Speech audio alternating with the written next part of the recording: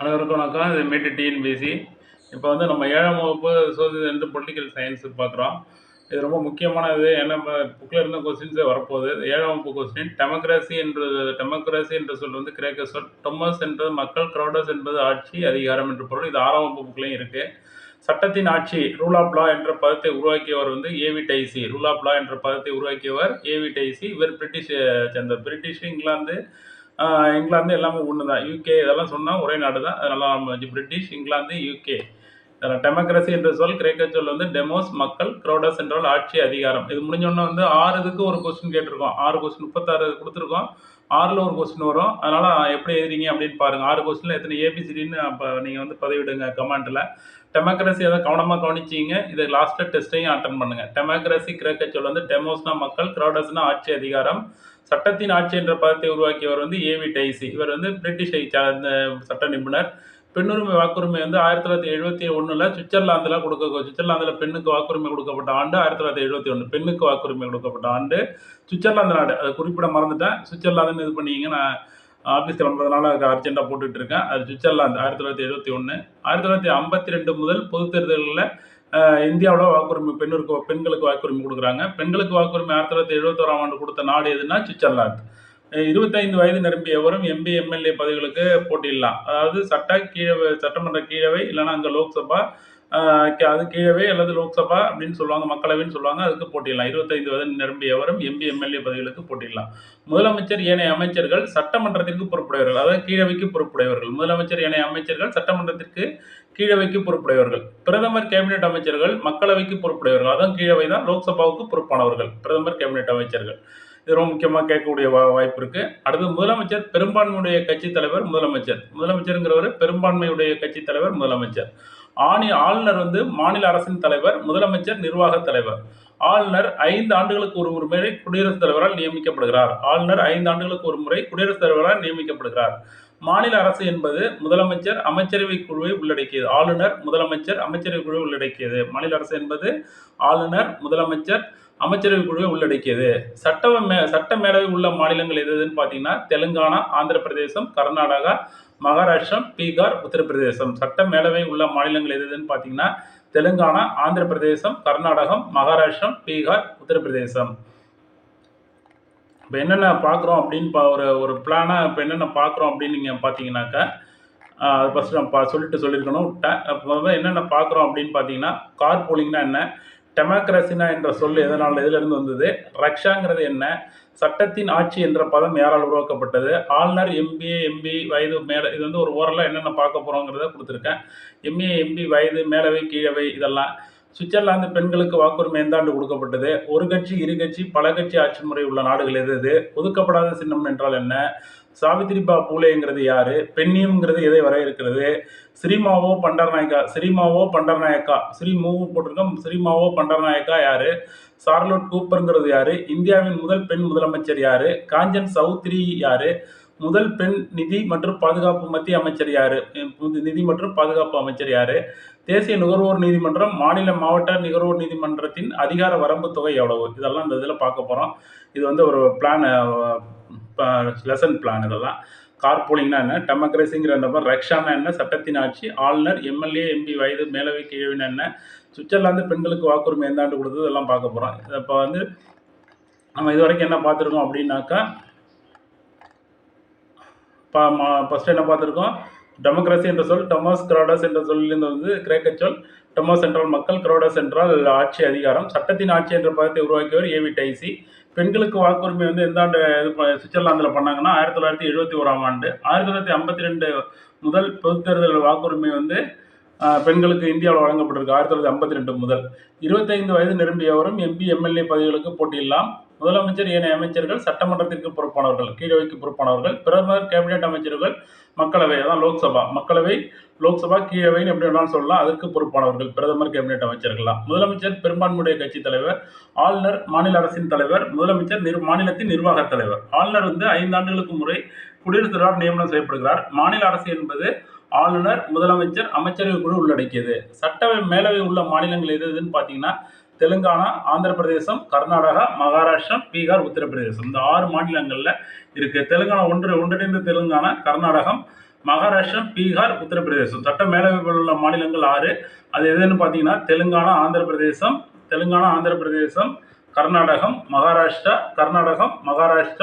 பீகார், உத்தரப்பிரதேசம். இதெல்லாம் சட்ட மேலவை உள்ள மாநிலங்கள். தெலுங்கானா, ஆந்திர பிரதேசம் ஒன்றிணைந்த ஆந்திரா, கர்நாடகம், மகாராஷ்டிரம், பீகார், உத்தரப்பிரதேசத்தில் சட்ட மேலவை இருக்குது. அது எம்எல்சி ஆகிறதுக்கு வயசு என்னென்னா 30 வயது. சட்ட மேலவைக்கு 30 வயது, ராஜ்யசபா உறுப்பினருக்கு வயது 30, ஆளுநருக்கு 35 வயசு, பிரதமர் ஆகிறதுக்கு 25 வயசு இருந்தால் போதும், முதலமைச்சர் 25 வயசு, அமைச்சர் 25 வயசு.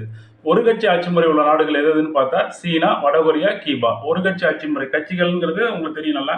ஒரு கட்சி ஆட்சி முறைங்கிறது உள்ள நாடுகள் எதுனா சீனா, வடகொரியா, கியூபா. லாஸ்டா கொஸ்டின் கேட்டிருக்கோம், 6 கொஸ்டின் எத்தனை ஆன்சர் பண்றீங்கன்னு பாருங்க. ஒரு கட்சி ஆட்சி முறை உள்ள நாடுகள் சீனா, வடகொரியா, கியூபா. இரு கட்சி ஆட்சி முறை உள்ள நாடுகள் எதுனா இங்கிலாந்து, அமெரிக்க ஐக்கிய நாடுகள். இங்கிலாந்துல கன்சர்வேட்டிவ் கட்சி, அதாவது பழமைவாத கட்சி, தொழிலாளர் கட்சி 2 கட்சி இருக்கு. அமெரிக்க ஐக்கிய நாடுகளில் குடியரசுக் கட்சி, ஜனநாயக கட்சின்னு இருக்கு, 2 கட்சி இருக்கு. பல கட்சி ஆட்சி முறை உள்ள நாடுகள் எதுன்னு பார்த்தா இந்தியா, ஸ்வீடன், நார்வே, பிரான்ஸ். ஒரு கட்சி ஆட்சி முறை சீனா, வடகொரியா, கியூபா. இரு கட்சி ஆட்சி முறை இங்கிலாந்து, அமெரிக்க ஐக்கிய நாடுகள். இங்கிலாந்து தொழிலாளர் கட்சி, கன்சர்வேட்டிவ் கட்சி, பழமைவாத கட்சி, கன்சர்வேட்டிவ் கட்சி. அமெரிக்க ஐக்கிய நாடுகளில் குடியரசுக் கட்சி, ஜனநாயக கட்சின்னு 2 கட்சி இருக்கு. பல கட்சி பார்த்தீங்கன்னா எதுன்னு பார்த்தீங்கன்னாக்கா இந்தியா, ஸ்வீடன், நார்வே, பிரான்ஸ். தீண்டாமை ஒழிப்பு எந்த பிரிவுனா 17. பல வீடியோலையும் போட்டிருக்கோம். சட்டத்தின் முன் அனைவரும் சமம் 14. சாதி, மதம், பாலினம் பாகுபாடு கிடையாது 15. பட்டங்கள் ஒழிப்பு 18. பொது வேலைவாய்ப்பில் அனைவருக்கும் சம வாய்ப்பு 16. அதிக கட்சிகளை கொண்ட நாடு இந்தியா. டொனால்டு ட்ரம்ப் எந்த கட்சி வேட்பாளர்னு பார்த்தீங்கன்னாக்கா குடியரசு கட்சி வேட்பாளர். டொனால்டு ட்ரம்ப் எந்த கட்சி வேட்பாளர்? குடியரசுக் கட்சி வேட்பாளர். டொனால்டு ட்ரம்ப் எந்த கட்சி வேட்பாளர்னா குடியரசுக் கட்சியினுடைய வேட்பாளர் தான் டொனால்டு ட்ரம்ப். டொனால்டு ட்ரம்ப் எந்த கட்சியோட வேட்பாளர்?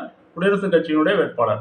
1968 படி தேர்தல் சின்னங்கள் ஆணைப்படி அங்கீகரிக்கப்பட்ட அரசியல் கட்சிக்கு ஒதுக்கப்பட்ட சின்னம். அங்கீகரிக்கப்பட்ட கட்சினது காங்கிரஸ், இந்த பிஜேபி, இதுமாரி உள்ள கட்சிகளுக்கு, டிஎம்கே, இதுமாரி அங்கீகரிக்கப்பட்ட கட்சிகளுக்கு ஒதுக்கப்பட்ட சின்னமும், ஒதுக்கப்படாத சின்னம் அங்கீகரிக்கப்படாத கட்சிகளுக்கும் கொடுக்குறாங்க.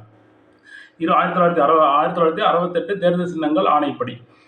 24 பெண்ணியம் என்பது பெண்களை வலிமையாக்குவது மட்டுமன்று, அவர்கள் ஏற்கனவே உள்ள வலிமையை உலகம் உணரச் செய்வதாகும். பெண்ணியம் என்பது பெண்களை வலிமையாக்குவது மட்டுமன்று, அவர்களுக்கு ஏற்கனவே உள்ள வலிமையை உலகம் உணரச் செய்வதாகும்.